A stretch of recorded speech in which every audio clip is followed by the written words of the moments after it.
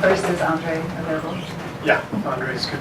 And then second, Kevin Durant said he feels out games that he just senses what the spirit is, whether he's going to take a lot of shots or whether he's going to be more of a facilitator on a given night.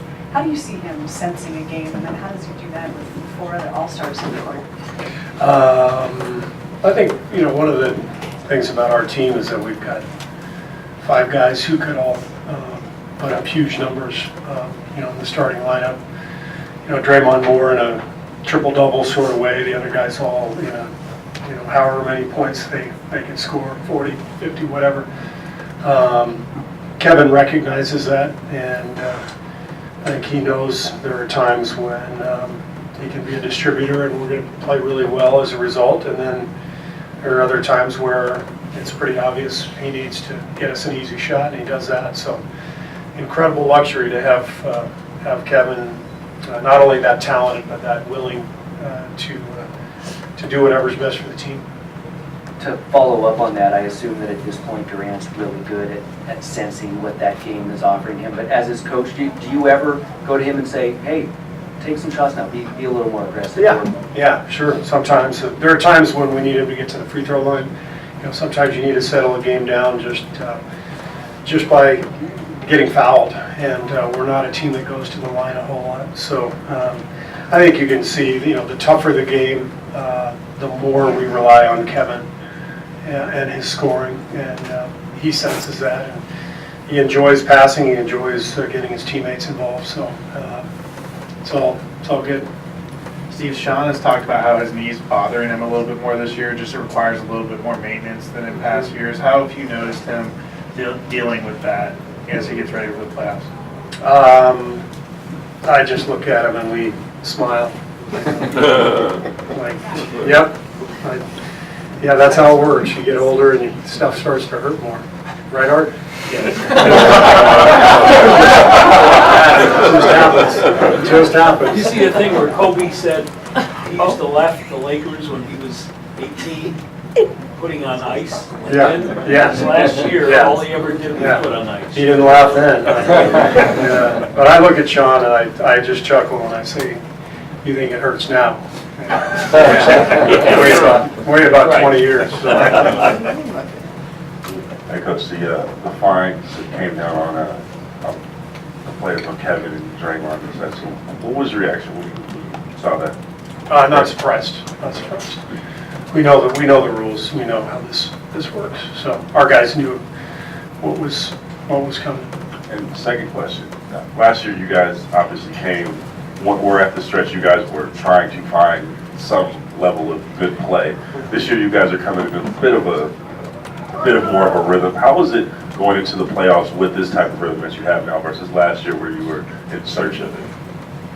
Well, last year we weren't healthy. That was the biggest thing. Steph was injured, missed the last, whatever it was, 17 games, I think. This year we're healthy.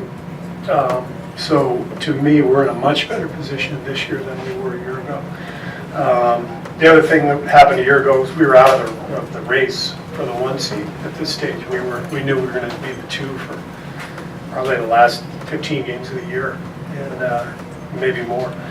So we didn't have as much to play for. So tonight's obviously a huge game for the 1 seed. We're healthy. I feel much better this year about everything than I did a year ago. Doesn't guarantee anything, but I like where we are. Steve, back to Sean a little bit. The journey he had to come back from a major injury. He said he can appreciate what DeMarcus has accomplished to do this, and he's so excited to see DeMarcus on the big stage. He plays, well in big games. Do you guys all sort of sense this?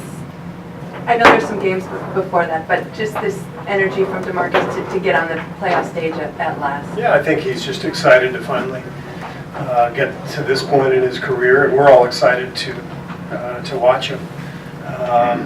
He has been so much fun to coach. He has been, and I wouldn't have said that, before he came back. When he was rehabbing, he was not that much fun to coach. He would agree with that. He was so frustrated from the injury and from not being able to play, the length of his rehab, and since he returned and since he's grown comfortable with the injury, with the comeback. And since his confidence has grown, he's been amazing to coach. He's a fantastic human being, a great teammate. You see his frustration and his passion on the court, so people automatically sort of attach labels to him. You know, what I see is passion and emotion because he wants to win. But he's been great to coach. He's funny, he's engaging, his teammates love him, so we're lucky to have him.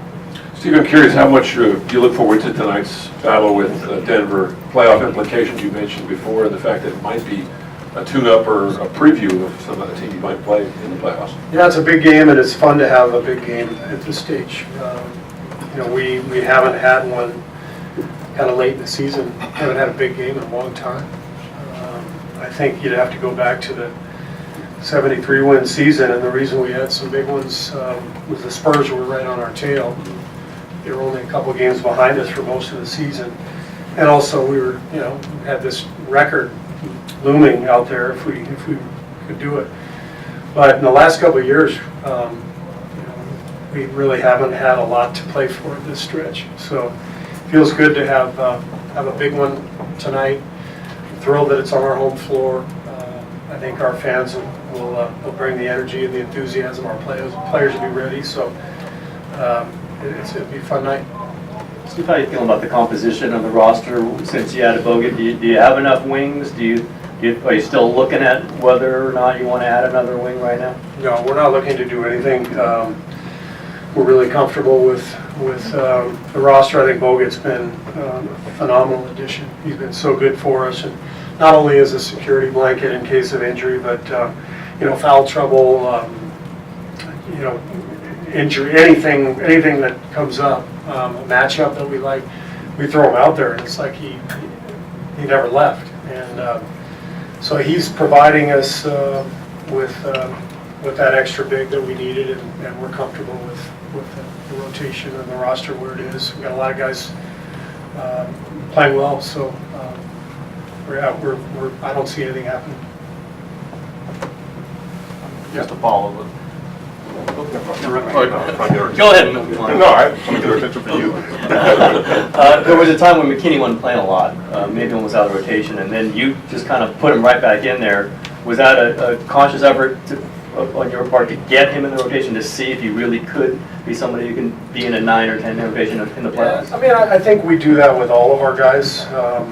You know, we play everybody at some point. We never let a guy sit there for too long, and so I always want to keep guys engaged. And I think more than anything, the injuries and the rest that some guys will get has dictated kind of how the rotation has looked. And I think that the fact that we're fully healthy right now, you're seeing a rotation that makes a lot of sense for us. And Zoe's part of that. He's not playing big minutes, but he's playing some important minutes, and he's done great. Steve, you guys have done a pretty good job against Jokic in all 3 games this year, and I think with different lineups too. What's been the key to limiting him? Well, I don't know. I'm not sure I would use the term limiting him. I think he's a great player. He's one of those guys who's going to get big numbers no matter what. So we just try to do the best we can, knowing that he is a lethal passer and a capable 3-point shooter and an excellent scorer inside. So he can do a lot of things. It's more about controlling the game than it is controlling him, and that's how we look at it. Is that it? Thanks. Great, thank you. Appreciate that.